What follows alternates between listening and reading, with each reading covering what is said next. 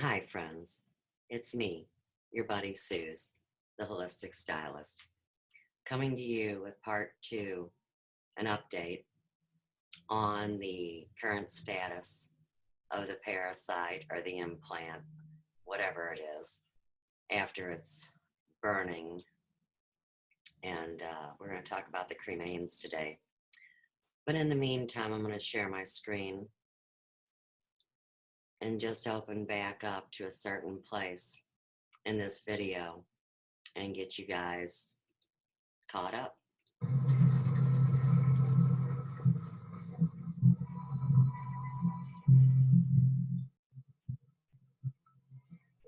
I really appreciate my friends connecting the spiritual part of this journey to the actual physical findings and details. And this is a beautiful song that goes with Molly Rockaman's Rebirth in the Earth ceremony that she had this summer in celebration of the beginning of her 35th year on the planet.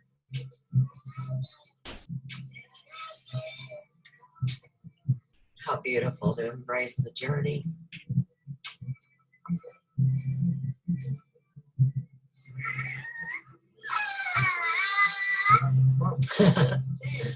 That's Molly's little niece. She didn't know why her auntie was all covered up.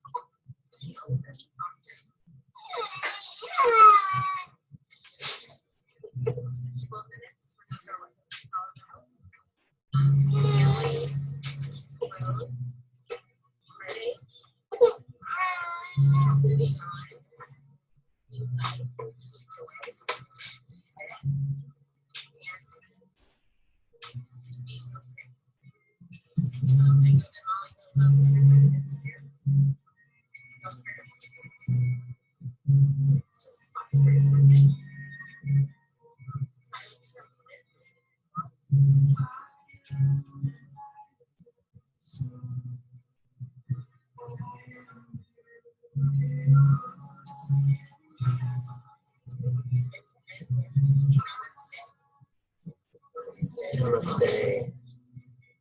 Let it be so.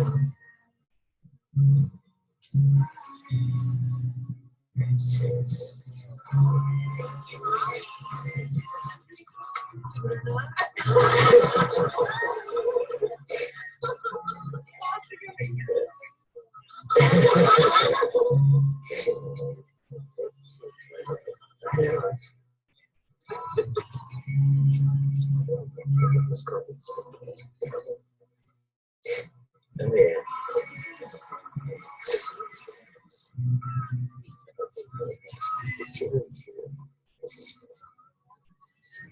Awesome. Okay.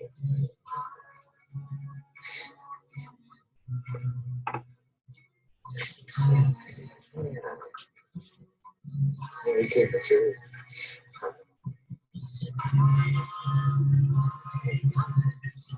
We don't have a flash, but that's okay. We have a charger. No, it's a low battery. We have a low battery. It's still recording.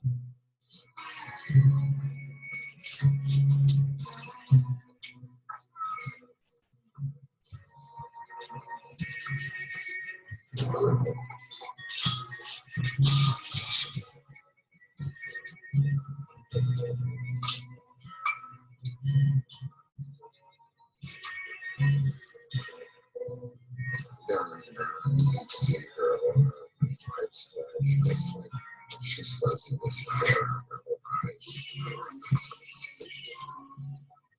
Get up out there.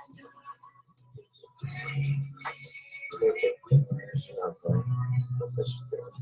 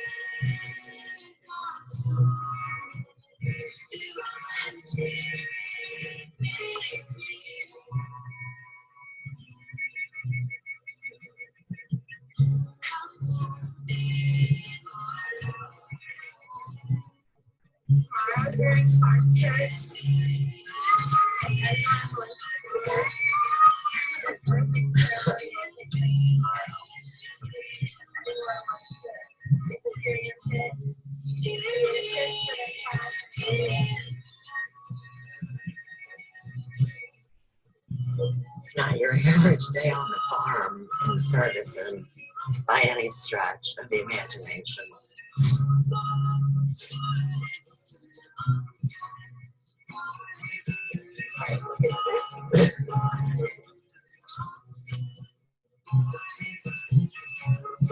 That's her mom.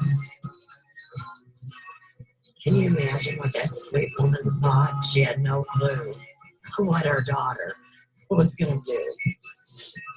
Molly didn't tell anybody, even everybody that participated. They just knew their part, just like us. We're all pieces of the puzzle.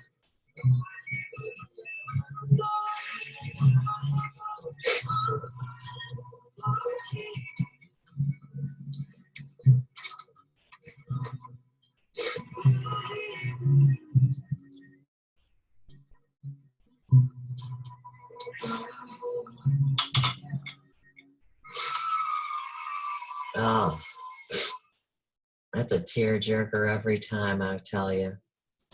Yes, it is. All right, welcome everybody. Oh, I wanted to start out with that incredible journey of Molly's. You know, at farm church the next day, she talks about the healthy organisms and things in the soil. And that's why it's so important that we put a immediate end to the toxic way that the soil is being treated and things are being dumped. And of course, the GMOs. Now, I heard something interesting the other day. And so let's say it's one of these countries that's been devastated, like Haiti, for example. And so they do a little bit of chemtrail spraying. And then, of course, the benevolent forces like Mr. Gates come in with their needles and start jabbing everybody. That is to lower the immune system. And in the specific spell casting method of how they pull this off, it actually helps the organ snatching, you know, cutting people up, go easier. And it's also an easier thing for the people that are getting the organs to accept them. I remember when I was young, that was a huge BFD, and they had to be so careful so the person wouldn't reject the organ. Now, this is back when people's immune systems were stronger. I start with this today because I think it has a lot to do with how parasites or implants or whatever this is can take hold on people physically and spiritually.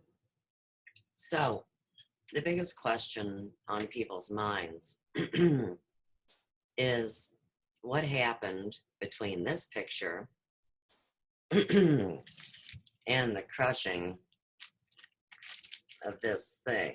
So I'm going to just stick that baggie up there so you can see where the crushed cremains are on the bottom of the bag. I'm going to bring it close up to this camera as well. I know there's glare, but we'll get there in a second. So I find interesting about this picture that we can still see. Okay, let's look at the nice oval shape here, all symmetrical. And then we see this attachment up here. Now, like I had explained, when this happened, when I started working with it to remove it from my skin, and I worked through this process that I'm going to go into detail in a few minutes. When I was able to pull it out with the tweezer, and I mean, I had to use a little bit of force and be smooth with it. I could definitely tell the difference between where the scab was and where this part of the actual parasite is, I would say. So let me go back here and see if I can hit. See, this is how it is when you just go with the flow. I wanted to find you a decent image. So let me blow this up. Make sure everybody, oh, don't you drop that camera again, girl. Okay, so here we go. Let me grab a pointer. Okay, now down here, right there, this is where the scab was. This is actually part of the organism, and I would call it its head. Oh, and while we're here, make sure to observe these little things on the top. And I had discussed the idea that a skeptic would say, well, Suze, that's just your body hair that's attached to this. And I'm telling you, these serve the purpose of what a toggle bolt would do. And so for those of you that know anything about carpentry, you want to hang a lamp from the ceiling, it's drywall, you drill a little hole, and you stick this thing up in there that when you open it up, it'd be like somebody doing the splits. And it holds that hook that you're going to hang your lamp on. So it's always good to have some attachments. And parasites always have attachments. I have a book down here today, and we'll cover that real quick. Also, if I can keep all these things in my mind. So let me get this set back up for your viewing pleasure and hope it doesn't fall over. There, no, that leg wants to let go. There we go. Good enough for your screenshot, right? All right. So here again, this is part of the actual organism, in my expert opinion. And yes, I pulled this out of myself. One of my buddies, I mean, his real name's Michael, but ever since I've known him, you know, Joe calls him Cat and I call him Cat. And so he put a message out to me and he said, now, who'd you pull that out of? It was like me, you ding dong. I mean, this is, this isn't something that I really would like to do to other people because it takes more than one shot. Just like in the same way that you can't have one particular pill that fixes the whole issue. And I worked on this well over a month before I got anywhere. So, okay, now you can see, and we've got both of these shots now in your range. I'll scoot it up just a bit for you. It's amazing. See that part there is this part up here, right? You can see that shape.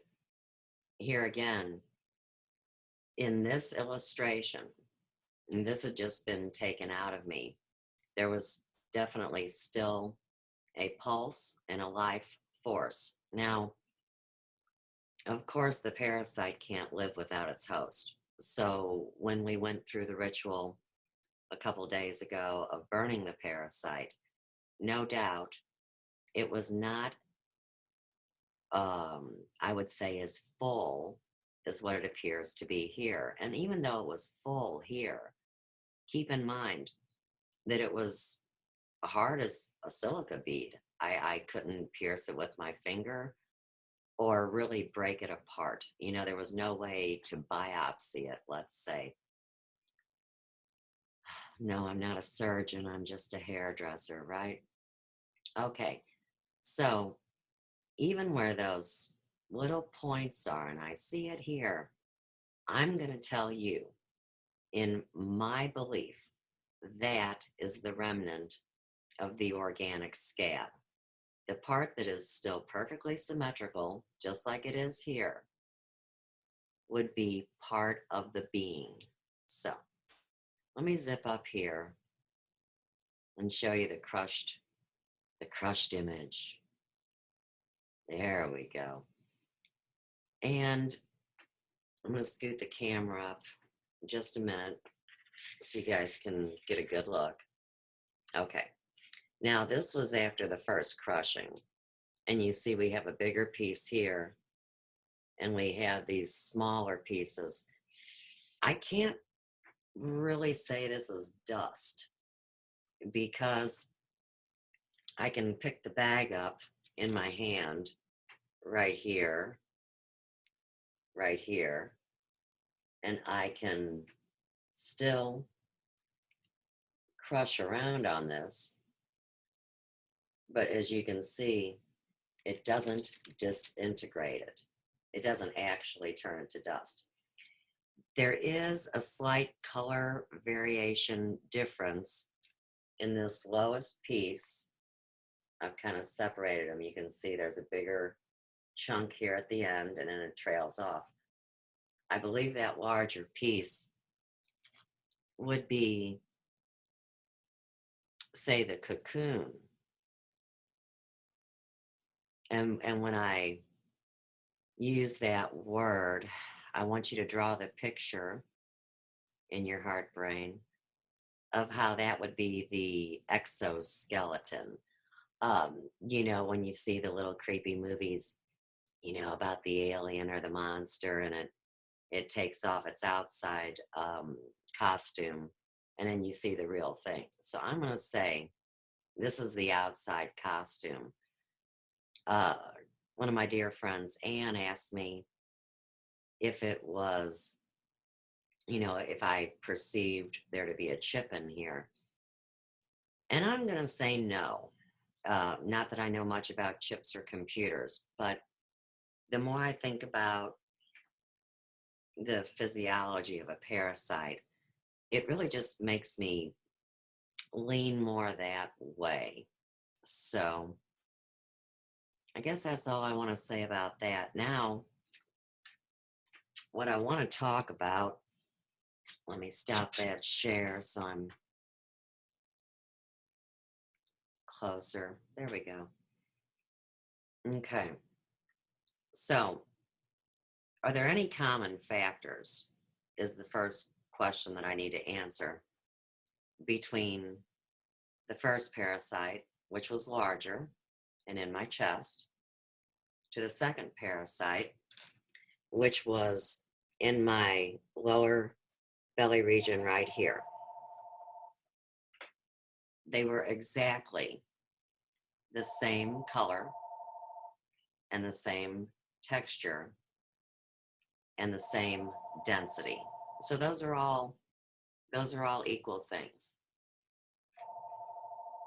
What was very interesting, because you know you have to have something happen more than once to put your finger on it. So, the first thing I can tell you that I found so interesting was that when I was working on either one of them, there was a stickiness to the liquid that came out, and the skin was majorly irritated. The stickiness that came out of the lower one is what made the scab. The stickiness in the first one was only there in the immediate time prior to when I removed it. It was much harder to get the small one out than it was the big one. The big one, the parasite in my chest, I worked with a double terminated Brazilian healing crystal quartz about this long. And of course, I didn't poke it into myself like a cutting tool. I was just generating energy towards it. And you see the double terminated is great because at the same time the energy from the cosmos is coming through and going to you and healing you, at the same time the other termination allows the negativity to be drawn out. So when you work with healing, that's why I think a double terminated quartz, that's a termination point on each end, is the most beneficial. One of my friends, Jim, actually my dear friend that suggested this whole shared experiment. Oh, come on. What was I going to say about that? Oh, right. We were talking about crystals for him. And so, for example, if you are just working with whatever you have and you have a clear quartz point with one termination, you could use that too. Your treatment time would double because if you're going to focus intent with a crystal for, say, 10 minutes double terminated, obviously you'd have to go 20 with a single termination. It would point inward for 10 minutes first and then outward for 10 minutes. And you would do the same thing. That's the beautiful thing about this journey is there is no wrong way to do it. It is totally about your intent and what you believe and what you know about the subject. So like I explained to Jim, the more you know about a particular crystal and that you can hold that in your mind's eye or that you can see its geometrical shape or know the elements that compose the stone, that would magnify the amount of power that you're working with. It's always best to know more, but surely if you know very little about it, it still does you some kind of good. And first, we do no harm. So everything that I talk about, in my belief, never has brought harm to a single individual. All right. Back to the one on the chest. Because I saw two different things. So the one on the chest, it started out to look like a blackhead. You know, just a small imperfection in your skin. Like sometimes as people age, they get these dark spots. And I don't mean an age spot. I mean like a little dark blackhead. And it can be removed. And basically it's sebum. If you had a dermatologist, that would be what they would tell you. And, you know, I mean, that's pretty basic information, right? But the pore itself, you know, when you try to squeeze it, and a lot of people, of course, are terrified of doing that. They've been told it's bad and it's wrong, and there's a host of reasons why, and I can agree with some people as far as their working base knowledge and their overall condition. But when you work with a plug, of course, too, dermatologists and estheticians know that you can stretch the skin and start to move something out of it as much as you could push the skin and get something out of it. And so if you're an esthetician or a hairdresser doing facials, there's a lot of machines. And of course, manually, you can do that. And then you would do this. Now, the story goes with the first parasite that it had been bothering the shit out of me. This plug, this pore, this imperfection on my old lady parts, as True Ruth would say. So I really didn't want to have this scar because, as you guys know, I do let it all hang out. So besides that, it hurt and it was hot and it was hard. The one night I was going to pick up my oldest daughter on the other side of St. Louis. This was also the night that I had my experience. Oh, a lot of people that know way more about extraterrestrials and UFOs than I do would highly suggest that I was involved in a visitation that kept me safe. The way I knew it up to then would be, you know, how when you're supposed to stay here and keep working on your mission and the angels save you. So I was getting onto Highway 70, which is a major highway here in St. Louis. I'm driving, and there was nobody on the roads.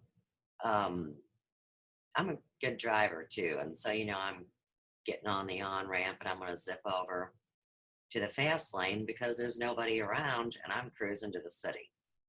So I'm making my way over. No cars on the side of me or in back of me or in front of me. It's just me. And I'm close to right by where my high school is, which is the Lucas and Hunt exit. And all of a sudden, there's all these red lights directly in front of me on the highway. And this is a, you know, 3-4 lane highway, depends on how you look at the right lane, right? You're not supposed to drive on it. A lot of idiots do. But anyhow, I saw these red lights, and the song in the car was In the Arms of the Angels, you know, Fly Away. And all of a sudden, I was over those lights and I didn't hit anything. And I'm on the other side of this phenomena, right? And I look back in my passenger when, you know, the mirror, and I even did like one of these numbers. And behind me, there was a huge explosion.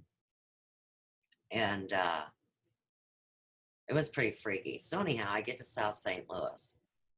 And I'm sitting outside waiting for my daughter in the car. And this thing's throbbing. It's, you know, it's hurting. I'm sitting out there and time's ticking by and I'm squeezing on this thing and squeezing on this thing. And it was fevered. And that sticky liquid, you know, that was when the sticky liquid thing came in. And so anyhow, my daughter finally comes out and we go back to Ferguson and I tell her and Joe, I'm going in the bathroom. If I'm not out in a half hour, come get me. I'm getting this thing out of me. I'm doing surgery or something. So I went in the bathroom, said a prayer, had the intent to bring it out, did this, and then did that. And the round part of that head came out. And you can see it on the other video. Look, I can even draw it for you right now. Okay? Just give me a second. My art teacher said I would never make money drawing. Oh, shit. All right. That's the shape of the first one. And you see those stupid arms and tail is what was in my mind holding it in. So when I did that first push, you get what I'm saying. Just the round part came out. So I'm just seeing a round thing. No arms sticking out there, but just the round thing coming out of my chest. And I put the tweezer on the round thing. And when I pulled, that's what came out. And what was really wild, and this is something that these both have in common, the wound was completely clean. And when I say that, I mean there was no pus, there was no infection, whether it be white or yellow. And all there was this huge drop of really red blood. I know that sounds silly because, of course, they talk about blue blood and red blood and, all that, but the blood was such a deep, rich, clean color. And as a hairdresser, I cut myself a lot with the scissors, just little nips. And I know a lot about how blood comes out. So in both of these cases, we have identical blood. Now, of course, I don't know that until the second time because you have to go through it one time before you know what's going on. When it was all said and done, it healed up so quick. And of course, if you've seen any of my other videos, the way I would suggest that you clean a wound like that is that you would use apple cider vinegar, to clean it.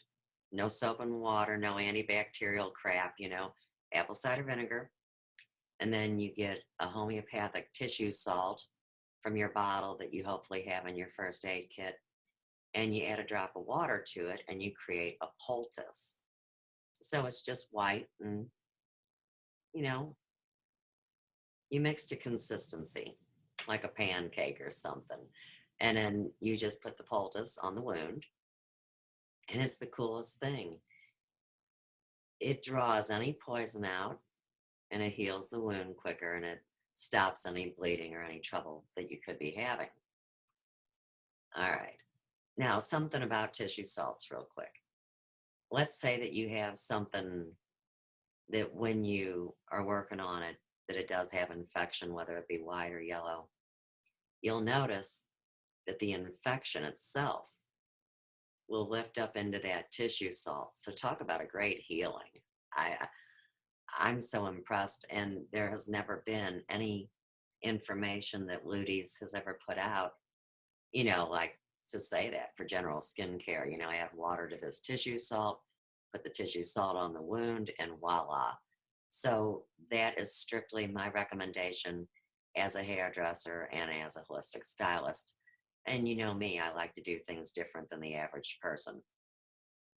Okay, now let's just jump back down to the parasite from the other day. What a trip. Okay, now after I had that great chaotic split with CCN and exposed their little treacheries, I was fortunate enough to be on a couple shows of dear people, good people, and one was Robert Phoenix, and I had a little astrological reading with Jolie Evans, and the other one was a quantum healing with Chris Keller. And these are on my YouTube. It's Suze Pratt. I mean, they're easily found. But it was interesting. I had this incredible kind of cosmic clean bill of health from Chris, right? And then it's about a week and a half later, and I go to the Crystal Festival at Emmenegger Park here in St. Louis and Kirkwood. And so I'm minding my own business. I'm pretty quiet. There was a lot going on, and I was just wanting to chill out at the Crystal Festival. And this pushy woman all of a sudden was like up my ass right on me, almost touching me. And she says, I know you, and I'm like, I don't know, And I told her who I am and what I do. And she told me who she was and what she does. And I'll just put it like this. Another one of those energy healers that come and say, oh my God, you got huge ass problems and I can help you boogie, boogie, boogie. So that's pretty much what she did to me in a nice way. And she told me I was full of parasites and they were bombarding me. And, she had the special touch and she could hook me up. Now, for real, like we've talked about, the entire human race is bombarded with parasites. So, for someone to come up and project that on you is parasitic. And Lord forgive her, she didn't know what she was doing. This is her condition. So I'm just adding it into the story because when you walk through things and call them out, like I've spoken about, there is a healing.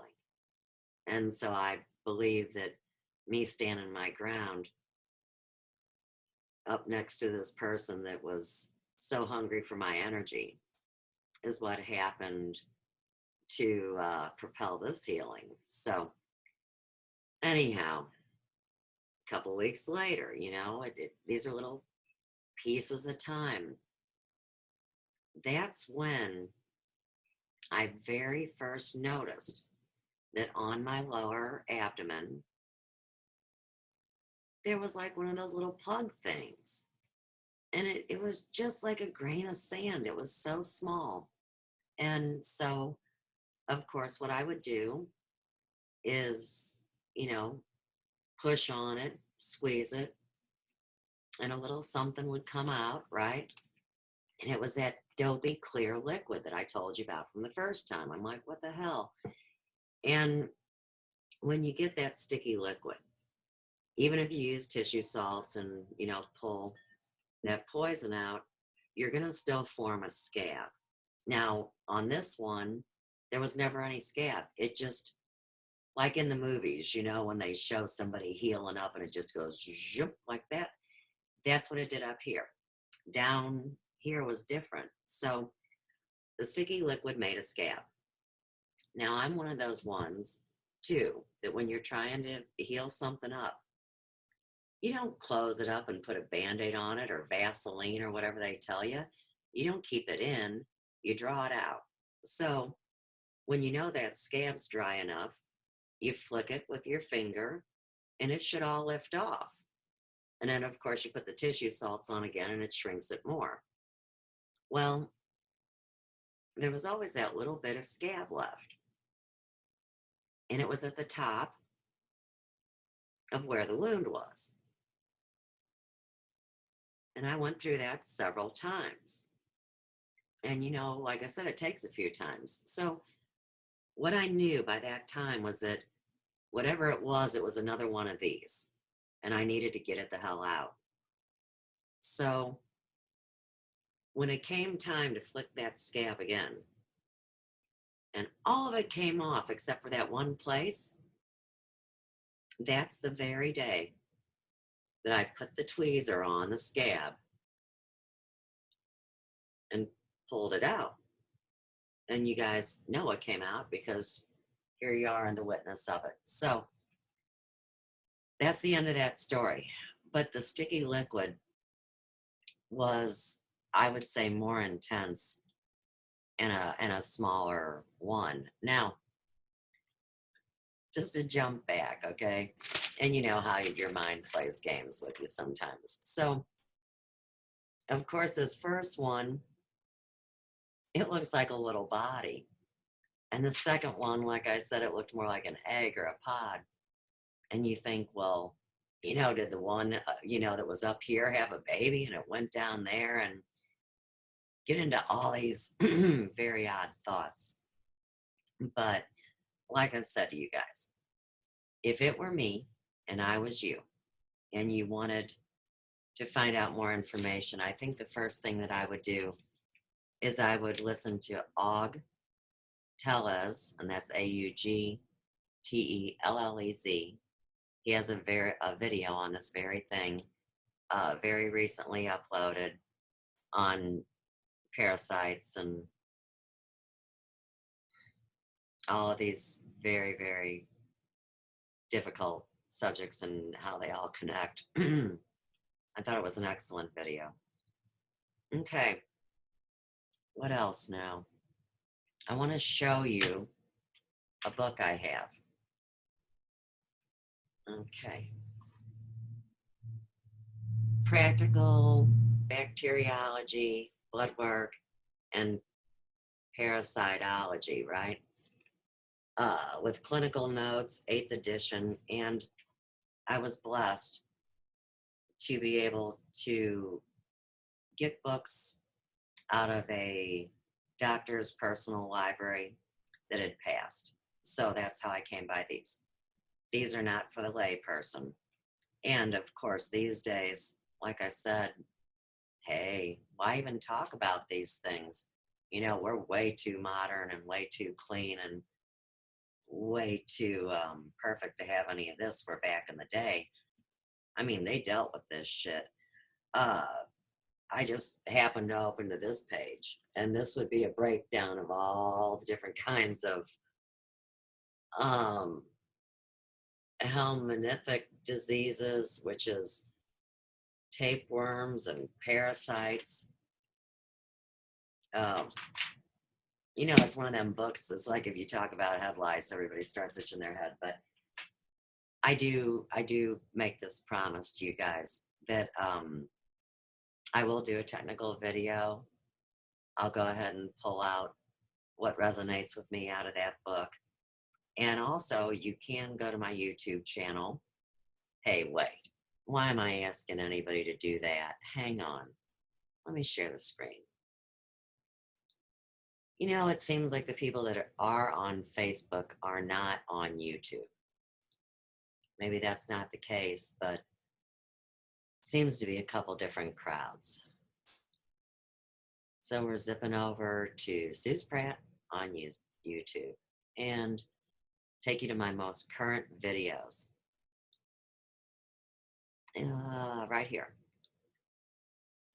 Parasites, implants, friends, or Lyme disease. This is Suze Pratt, your holistic stylist.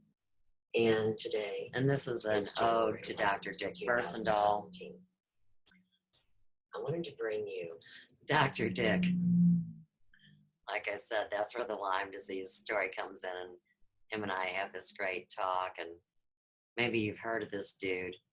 He was one of the homeopaths that met his mysterious ends that were linked to these true healing men and women that really felt like, oh yes, you can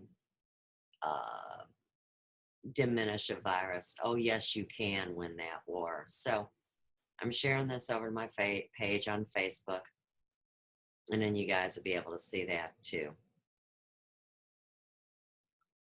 When I first came online, of course, these things were all talked about because they were part of my never-ending story and needed to be witnessed to.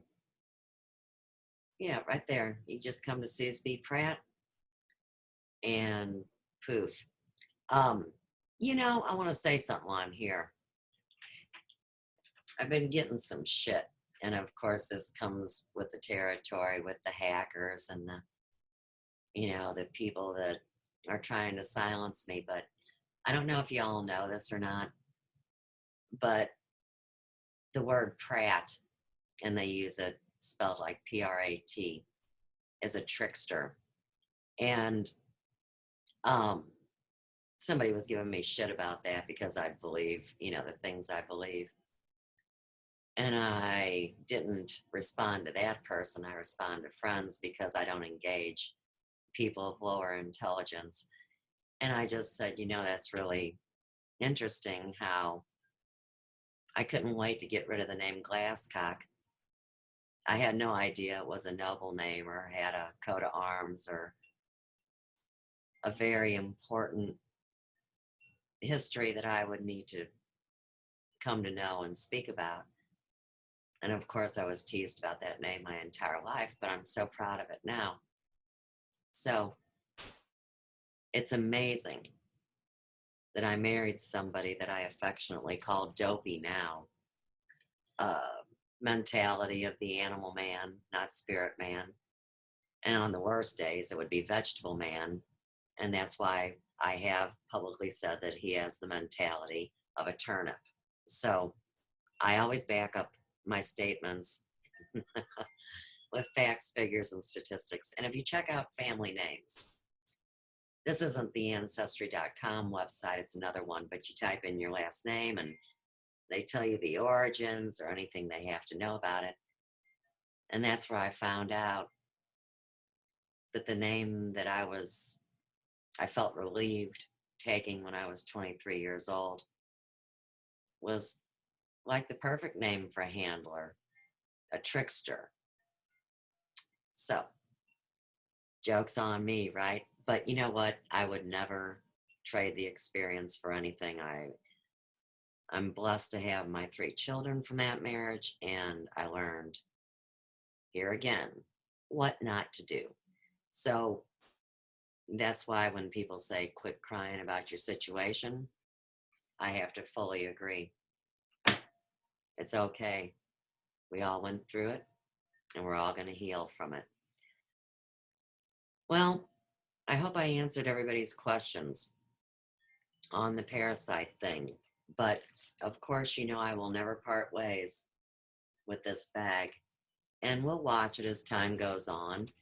And hopefully, we'll get some answers from some higher places.